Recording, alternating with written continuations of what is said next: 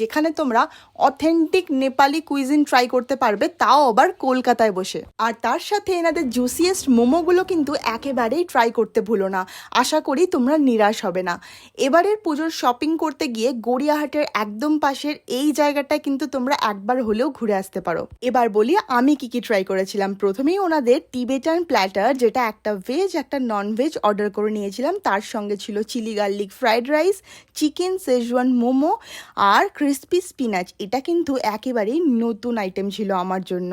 তারপরেই ছিল চকলেট মোমো। আর হ্যাঁ, যারা পর্ক লাভার রয়েছে তাদের জন্য কিন্তু এখানে অনেক অপশান রয়েছে।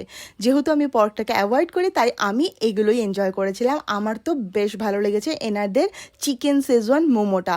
আর তার সঙ্গে টিবেটান প্ল্যাটারটা কিন্তু খুবই নতুন লেগেছে, আর ক্রিস্পি স্পিনাচটাও। তোমরা কারা কারা এই জায়গাটাতে গেছো সেটা কিন্তু অবশ্যই কমেন্টে জানাতে ভুলো না। আর যারা যাওনি তারা এবারের পুজোর